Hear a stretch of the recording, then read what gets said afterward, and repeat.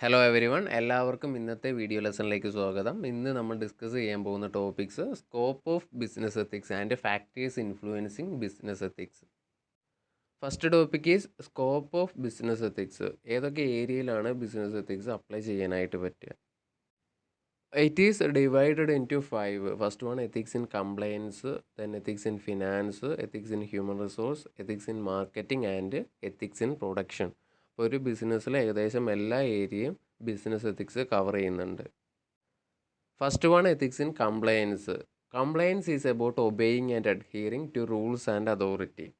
നമ്മളൊരു രാജ്യത്ത് ചെന്നിട്ടുണ്ടെങ്കിൽ ആ രാജ്യത്തെ നിയമങ്ങൾ അനുസരിച്ചിട്ട് വേണം ജീവിക്കാൻ. അതുപോലെ തന്നെ ഒരു കമ്പനി ഏതെങ്കിലും ഒരു രാജ്യത്ത് സ്റ്റാർട്ട് ചെയ്തിട്ടുണ്ടെങ്കിൽ ആ രാജ്യത്തെ നിയമങ്ങൾ അനുസരിച്ചിട്ട് വേണം ആ company പ്രവർത്തിക്കാനായിട്ട്.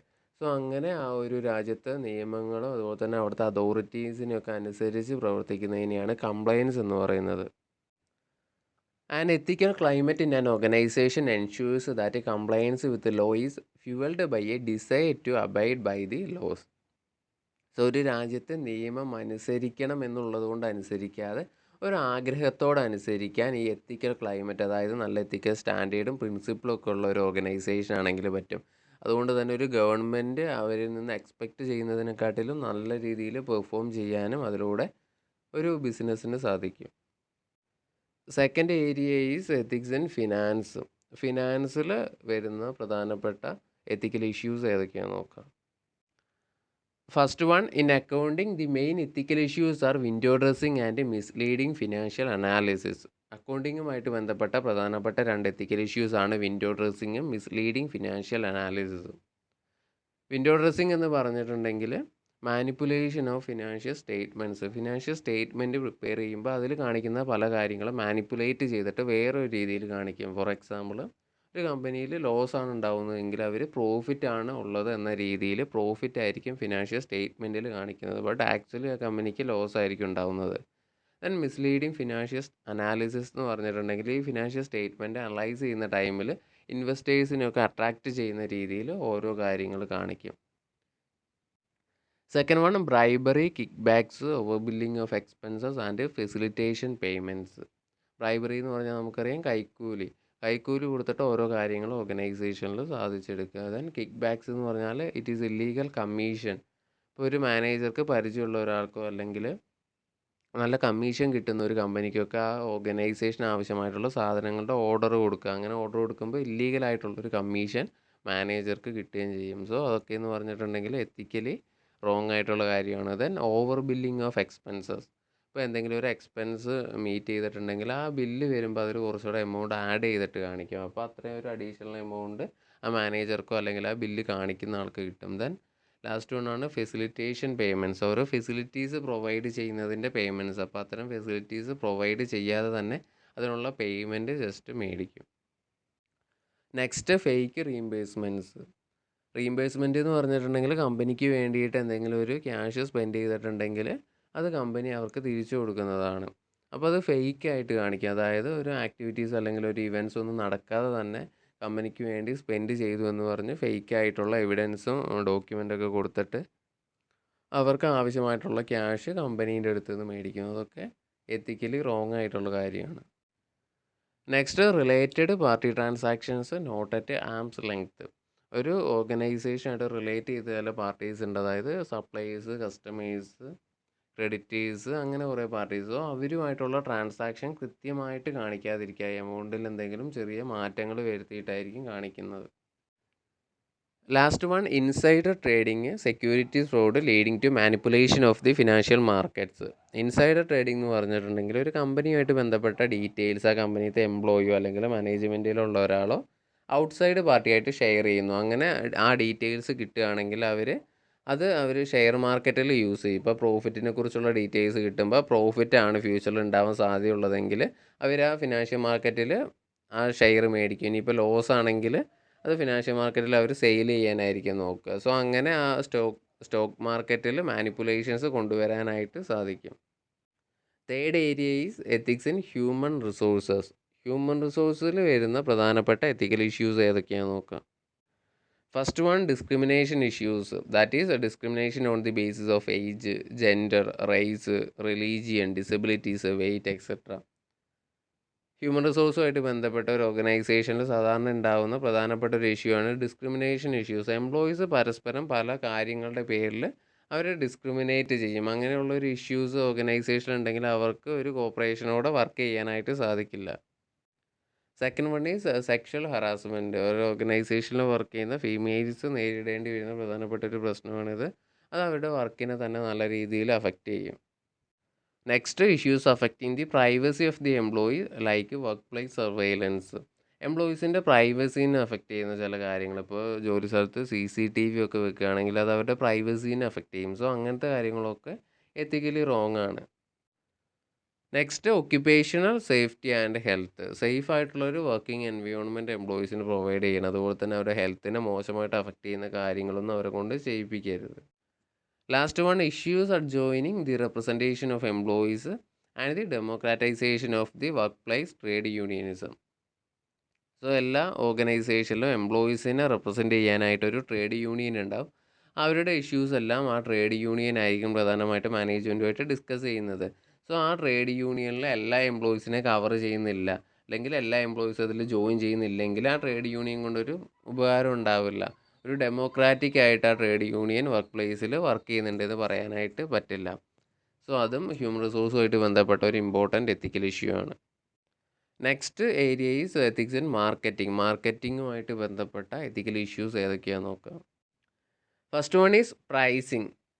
Price fixing, price discrimination and price skimming. പ്രൈസിങ്ങുമായിട്ട് ബന്ധപ്പെട്ട ചില എത്തിക്കൽ ഇഷ്യൂസ് ആണ്. അതായത് പ്രൈസ് ഫിക്സിംഗ് എന്ന് പറഞ്ഞാൽ ഒരു കമ്പനി ബാക്കിയുള്ള കമ്പനീസുമായിട്ട് ചേർന്ന് സിമിലർ ടൈപ്പ് ഓഫ് പ്രോഡക്റ്റ് ഉണ്ടാക്കുന്ന കമ്പനീസുമായിട്ട് ചേർന്നിട്ട് ഒരു പ്രൈസ് തീരുമാനിക്കും. എന്നിട്ട് ആ പ്രൈസിലായിരിക്കും എല്ലാ കമ്പനീസും അവരുടെ പ്രോഡക്റ്റ് സെയിൽ ചെയ്യുന്നത്. അങ്ങനെ ചെയ്യുന്ന ടൈമിൽ ആ കസ്റ്റമേഴ്സിന് ആ ഒരു പ്രൈസിന് തന്നെ മേടിക്കാനുള്ള ഒരു ഓപ്ഷനേ ഉണ്ടാവുള്ളൂ. സാധാരണ പ്രൈസ് ഡിറ്റർമൈൻ ചെയ്യുന്നത് മാർക്കറ്റാണ്. മാർക്കറ്റ് ഡിമാൻഡ് അനുസരിച്ചിട്ടായിരിക്കും പ്രൈസ് ഉണ്ടാവുക. പക്ഷേ ഇവിടെ ഓൾറെഡി പ്രൈസ് ഫിക്സ് ചെയ്യും. സോ അവിടെ ചേഞ്ചസ് ഒന്നും വരില്ല. Then price discrimination. Price discrimination എന്ന് പറഞ്ഞാൽ ഡിഫറെൻറ്റ് ടൈപ്പ് ഓഫ് കസ്റ്റമേഴ്സിന് ഡിഫറെൻറ്റ് പ്രൈസിൽ സെയിം പ്രോഡക്റ്റ് വിൽക്കുന്നു. ഇപ്പോൾ അത്യാവശ്യം റെഗുലറായിട്ട് മേടിക്കുന്നവർക്കൊക്കെ ചിലപ്പോൾ പ്രൈസ് കുറച്ചിട്ടായിരിക്കും സാധനം കൊടുക്കുന്നത്. ദെൻ ലാസ്റ്റ് വണ്ണാണ് പ്രൈസ് സ്കിമ്മിങ്. പ്രൈസ് സ്കിമ്മിങ് എന്ന് പറഞ്ഞാൽ ഒരു പ്രൊഡക്റ്റ് ലോഞ്ച് ചെയ്യുന്ന ടൈമിൽ നല്ല ഹൈ പ്രൈസ് അതിന് ചാർജ് ചെയ്യും. അങ്ങനെ ഹൈ പ്രൈസ് ചാർജ് ചെയ്യുമ്പോൾ പർച്ചേസ് ചെയ്യുന്ന ആൾക്കാർ കുറവാണെങ്കിലും ആ ഒരു പ്രൊഡക്റ്റിൽ നിന്ന് നല്ല പ്രോഫിറ്റ് അവർക്ക് കിട്ടും. കാരണം ആ പ്രൊഡക്റ്റിൻ്റെ കോസ്റ്റും അതുപോലെ തന്നെ അതിൻ്റെ പ്രൈസും തമ്മിൽ നല്ല ഡിഫറൻസ് ഉണ്ടാവും. സോ ഇതൊക്കെയാണ് പ്രൈസിങ്ങുമായിട്ട് റിലേറ്റ് ചെയ്തിട്ടുള്ള ethical issues. Next misleading advertisements. മാർക്കറ്റിങ്ങിൻ്റെ ഒരു ഇമ്പോർട്ടൻറ്റ് പാർട്ടാണ് അഡ്വർടൈസ്മെൻറ്റ്. അങ്ങനെ അഡ്വർടൈസ്മെൻറ്റിൽ മിസ്ലീഡിങ് ആയിട്ടുള്ള കാര്യങ്ങൾ പറയുമ്പോൾ ചിലപ്പോൾ ആ ഒരു കാര്യം കണ്ടുകൊണ്ട് മാത്രമായിരിക്കും ആൾക്കാർ ആ പ്രൊഡക്റ്റ് പർച്ചേസ് ചെയ്യുന്നത്. സോ അങ്ങനെയുള്ള അഡ്വർടൈസ്മെൻറ്റൊക്കെ ഒരു എത്തിക്കൽ ഇഷ്യൂ ആണ്. Next contents of advertisements. അഡ്വർടൈസ്മെൻറ്റ്സിൽ കമ്പനീസ് പ്രൊവൈഡ് ചെയ്യുന്ന കണ്ടൻറ്റ് അത് നല്ല കാര്യങ്ങൾ മാത്രമായിരിക്കും പറയുന്നത്, നെഗറ്റീവ്സ് ഒന്നും ഒരിക്കലും പറയില്ല. മാർക്കറ്റിങ്ങുമായിട്ട് ബന്ധപ്പെട്ട ലാസ്റ്റ് എത്തിക്കൽ ഇഷ്യൂസ് ആണ് black markets and grey markets. Black market നമുക്കറിയാം ഇല്ലീഗലായിട്ടുള്ളൊരു മാർക്കറ്റാണ്. അവിടെ ഒരു പ്രൊഡക്റ്റ് ആ പ്രൊഡക്റ്റിനെക്കാട്ടിലും കൂടിയ വിലയ്ക്കായിരിക്കും അവർ സെയിൽ ചെയ്യുന്നത്. അതായത് മാക്സിമം റീറ്റെയിൽ പ്രൈസിനെക്കാട്ടിലും കൂടിയ വിലയ്ക്ക് അവർ ആ പ്രൊഡക്റ്റ് സെയിൽ ചെയ്യും. അതുപോലെ തന്നെ ഗ്രേ മാർക്കറ്റ് എന്ന് പറഞ്ഞിട്ടുണ്ടെങ്കിൽ ലീഗലായിട്ടുള്ളൊരു മാർക്കറ്റ് ആണെങ്കിലും അൺഓതറൈസ്ഡ് ഡിസ്ട്രിബ്യൂഷൻ ചാനലിലൂടെ ആയിരിക്കും അവർ പ്രൊഡക്റ്റ് സെയിൽ ചെയ്യുന്നത്. എല്ലാ കമ്പനിക്കും അവരുടെ ഡിസ്ട്രിബ്യൂഷൻ ചാനൽസ് ഉണ്ടാകും. അതിലൂടെ ആയിരിക്കും സാധാരണ അവർ പ്രൊഡക്റ്റ് സെയിൽ ചെയ്യുന്നത്. പക്ഷേ അവരുടെ അടുത്ത് നിന്ന് സാധനങ്ങൾ മേടിച്ചിട്ട് അൺഒഫീഷ്യൽ ചാനലിലൂടെ ചിലർ പ്രൊഡക്റ്റ് സെയിൽ ചെയ്യും. അതിനാണ് ഗ്രേ മാർക്കറ്റ് എന്ന് പറയുന്നത്. അതിലൂടെ ആ ബ്രാൻഡിൻ്റെ റെപ്യൂട്ടേഷനൊക്കെ നഷ്ടപ്പെടാനുള്ള സാധ്യതയുണ്ട്. Last area is ethics of production. പ്രൊഡക്ഷനുമായിട്ട് ബന്ധപ്പെട്ട എത്തിക്കൽ ഇഷ്യൂസ് എന്തൊക്കെയാണെന്ന് നോക്കാം. First one is producing defective, addictive and inherently dangerous products. Defective ആയിട്ടുള്ള, അതായത് എന്തെങ്കിലും കുഴപ്പങ്ങളുള്ള പ്രൊഡക്റ്റ് പ്രൊഡ്യൂസ് ചെയ്യാറുണ്ട്. അതുപോലെ തന്നെ അഡിക്റ്റീവ് ആയിട്ടുള്ള, മറ്റുള്ളവരെ അഡിക്റ്റ് ആക്കുന്ന രീതിയിലുള്ള ചില പ്രൊഡക്റ്റ്, അതുപോലെ തന്നെ ഡേഞ്ചറസ് ആയിട്ടുള്ള പ്രൊഡക്റ്റ്. ഇത്തരം പ്രൊഡക്റ്റൊക്കെ പ്രൊഡ്യൂസ് ചെയ്യുക എന്ന് പറഞ്ഞാൽ എത്തിക്കലി റോങ് ആയിട്ടുള്ള കാര്യമാണ്. Second one is ethical relation between the company and the environment include pollution, environmental ethics and carbon emissions trading. So ഒരു കമ്പനി അവരുടെ പ്രൊഡക്റ്റ് പ്രൊഡ്യൂസ് ചെയ്യുമ്പോൾ പരിസ്ഥിതിക്ക് ദോഷം വരാത്ത രീതിയിൽ ചെയ്യണം. അതായത് പൊല്യൂഷൻസ് ഒന്നും വരാത്ത രീതിയിൽ കമ്പനി പ്രൊഡക്റ്റ് പ്രൊഡ്യൂസ് ചെയ്യണം.